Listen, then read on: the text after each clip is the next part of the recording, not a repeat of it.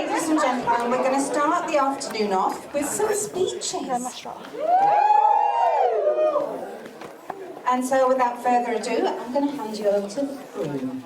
George.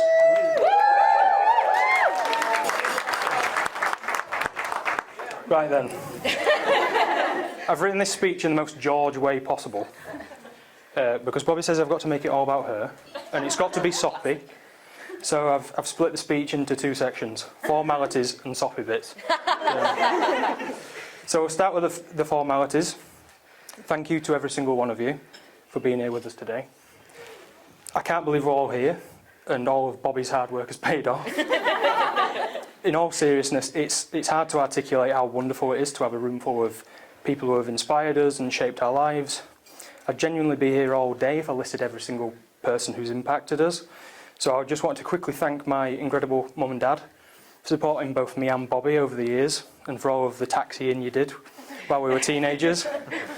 Thank you to Vanessa, who also did a fair share of taxi rides. Keisha and Nathaniel for making me feel so welcome over the years. Just need to turn the page. It's a fine art, this. Thanks to Andy, my best man, and my groomsman for a fantastic stag. It's genuinely a core memory for all of us now, an incredible weekend. I'll never take Darth Vader seriously again. On a more sombre note, sadly some of our loved ones are no longer with us that would have otherwise played a big role today. Firstly, my Nana Margaret, fondly known as my Gigi Nana, as I called her as a kid because of her love of horses. Also my granddad Brian, who taught me my first swear words. I'm a pro now. My lovely Nana Jean, who meant so much to both me and Bobby, and everyone fortunate enough to have known her. And last but not least, Bobby's stepfather Dan, who treated her and Keisha like his own. Under different circumstances, he would have no doubt been walking her down the aisle today. So please could I ask you to all join me in raising a glass in commemoration to those four people.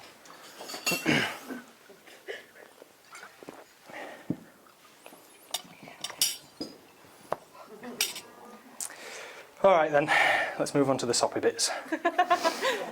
Bobby, my wife.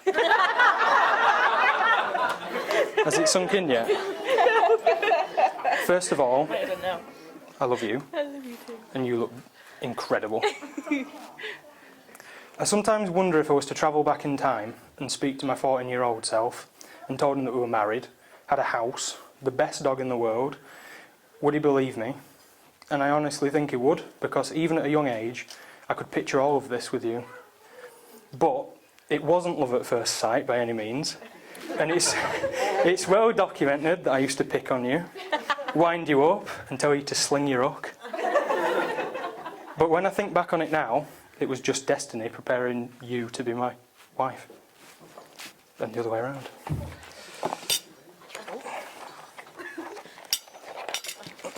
Sorry. In all seriousness, it didn't take me long to know that you were my person. I just had a feeling. You made me feel safe to be who I am and safe to be vulnerable. I wanted to spend every moment with you and became a mopey teenager when we were apart. Poor naive boy. I now know that we both need to be allocated alone time, otherwise the sound of me breathing will piss you off. Of course, I am mostly joking, and what I'm trying to say is that we just understand each other. We can both be individuals with our own hobbies, goals and outlooks on life, but we're at our best when we're together. We complement one another, like Frank Lampard and Didier Drogba.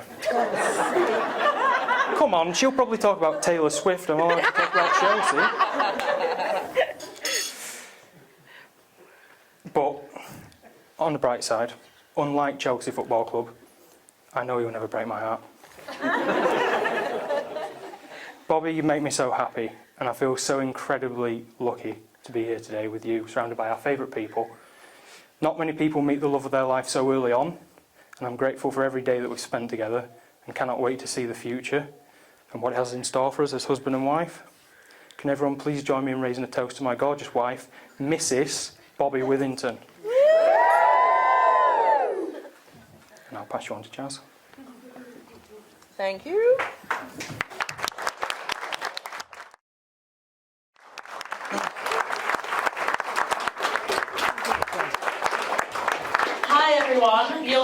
give me a second to dust off this speech because I've been waiting for George to propose for so long that it's just kind of been withering away. So, for those of you that don't know me, my name is Jazz and I'm the maid of honour.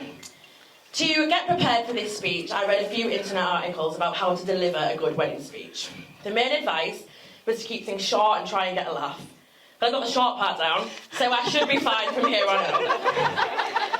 For as long as I've known Bobby, she has been absolutely obsessed with weddings. I'm sure we all know that. Not just her own wedding, friends' weddings, random people's weddings, fictional characters' weddings. She loves them all, and we always knew the most magical day was going to be when she had a wedding of her own. And my God, has she been waiting for it. I'll never forget one particular day when Bobby and George had come to visit me in Scarborough and we'd gone out for lunch. They were lovely as usual, but there was quite definitely some tension in the air. After a while, it became apparent that there had been an argument. I asked them what was wrong, and Bobby told me, George won't propose to me. I was shocked. I mean, here's this gorgeous couple that's been together forever and he doesn't ever want to propose. Turns out, however, Bobby was just upset that he wouldn't propose that particular day at that very fish and chip restaurant. George soon cleared things up. Turned out that Bobby was so impatient to get married that she'd actually tried to get George to buy her a ring from the cash converter in the middle of town and had been genuinely upset when he'd refused to buy her a ring that had been worn by 30 other people. Some of Bobby's favourite things in the world are romance movies. When Harry Met Sally, About Time, Love Actually. She loves them all, and I've seen her shed many a tear over all of them. What surprise. However, none of these stories are a patch on your love story. The real, truthful love story of Bobby and George. Bobby and George are kind people. They are selfless people. They've looked after me so much in the past few years that I often refer to them as my university parents. Whether it's been George stealing up the nerve to drive down my horrible uni street to pick me up in a crisis, or Bobby cooking me a stew and letting me use their shower because I spent my last fiver in Pop World. They've been there for me through everything. Bobby is the most wonderful friend you could ask for. She's a ray of sunshine, a mother figure, a beautiful friend. But she's also the person you turn to when you need someone to chase your ex-boyfriend down the street. Nobody deserves to get that happy ever after more than her. She's the Suki St. James to my Lorelei Gilmore, and I can never ever thank her enough for that. When George told me he'd bought a ring, I was absolutely ecstatic. I knew how long Bobby had been waiting for this, and I couldn't wait for her to find out. However, keeping it from her was a bloody nightmare. My lying game has never been so strong. It was really good. It was. No, there's no reason we're getting our nails done. I just fancied it. All those people coming to your house on New Year's Eve just coming to sit down. The moment he popped the question was a relief for both of us. Trust me. Bobby and George, I wish you all the love and happiness in the world. I know you will always be okay because all you need is the love the two of you share. But a takeaway now and then won't hurt either. To finish off, I just wanted to share a quote from one of mine and Bobby's favourite films, About Time. I think it's especially meaningful today. We're all travelling through time together, every day of our lives. All we can do is our best to relish this remarkable ride. I have so much love for both of you. Congratulations.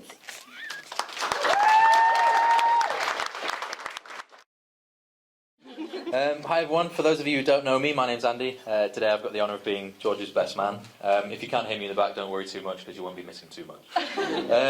George had a lot of trouble picking his best man actually. I think he's been the corner of a friendship group that's gone on for quite a long time, of which any one of us could have been a best man today. Thankfully he picked the best looking, funniest and most humble, so here I am. In some ways though I wish he hadn't, as planning a stag do has aged me by at least 10 years, set my hairline back at least another inch, and that was confirmed by Matt, who after downing half a bottle of whiskey on the train told me that I looked ill. Cheers, Matt. We're getting back to it. It wouldn't be right to start today without thanking some of the people who helped make today's special occasion possible. The bride looks lovely today. All the bridesmaids do too. The groomsmen thankfully look a little bit better than usual. And isn't this just a really great venue for a wedding? So thank you for picking this for all of us. You can really see how much hard work, dedication and time that Bobby spent planning this just so George could sit down and enjoy himself. So thank you again for that. And then thank you all for turning up today as well. I'm sure he's disappointed as I am that it's not actually a free bar, but can't have everything, can you? It's tradition to go back and find some funny or heartwarming stories to tell during a Best Man speech. But after cutting out all of the non-PG ones and one that Karen and Malcolm probably wouldn't approve of, I've decided to start working on toasts instead. But before we get there, I'll give you a little bit of backstory. I met George when I was 3 years old at Little Acorns playgroup. And we've been best friends pretty much ever since. From there it was on to primary school, where we bonded over a love of football and general lack of other options for friends. Although if I'd have known that he would have turned out to be a Chelsea fan, I probably would have thought better of it. From there, though, we were the only two boys from our school year to go to high school together, and we were fortunate enough to be put in the same form group, so he was stuck with me for another 5 years at least. And that's how our friendship group formed. I introduced George to Mike, George introduced the rest of us to Liam and Beanie. And then, unfortunately, he was stuck with Matt and Liam when he decided to live with them at uni, so he drew the short straw on that one. I was lucky enough to be present to take George out for his first night clubbing at uni, actually, which lasted about as long as you can expect it would. I remember being in the middle of the dance floor with a drink in hand, watching George disappear in front of me in a plume of smoke, and all you could see was a pair of floating glasses. Safe to say, clubbing never really caught on for any of us. Unfortunately, I wasn't present for arguably the best night out in York, when George jumped off a really high wall at the back of a supermarket, ended up in A&E. There's some really great pictures of that, so if you want to tip me at the bar later on, I also wasn't present for when George managed to punch his wardrobe door clean off while playing FIFA, which is still something that happens today, but thankfully the wardrobe's safe. Nowadays he just resorts to screaming into a pillow, which is probably better. And yet, through all those examples of good times that we've had with George, Bobby's been there for almost all of it as well.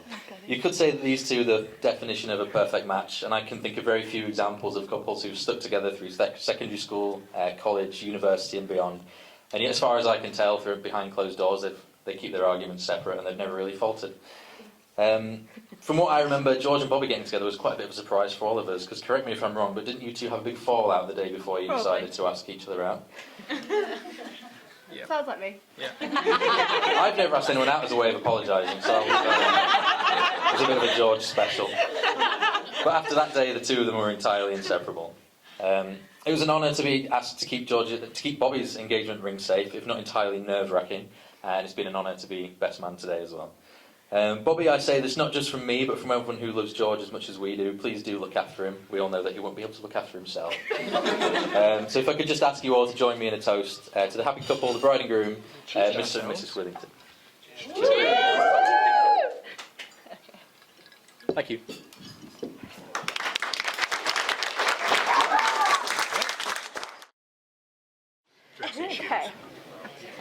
Okay.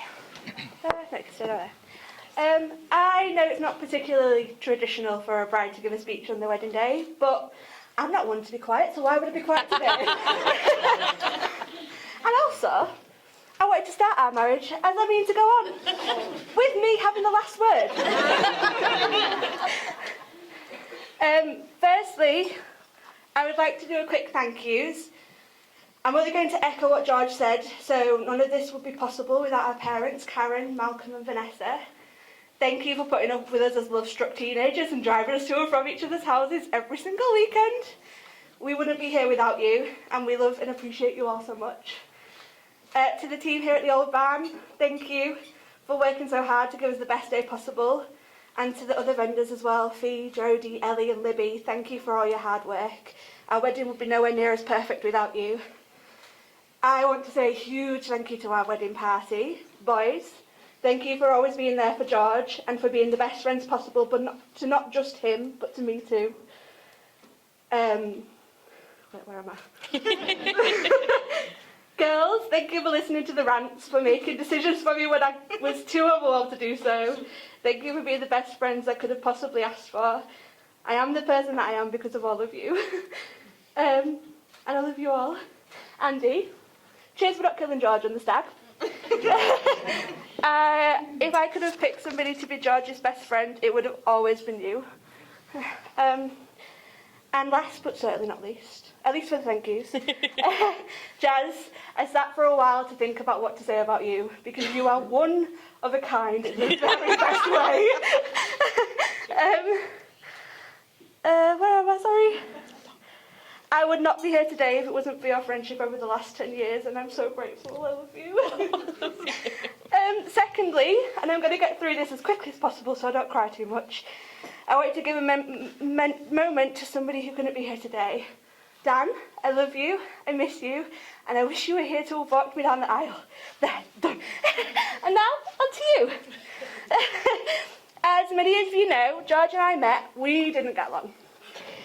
He enjoyed winding me up and seeing how annoyed I'd get, which hasn't really changed.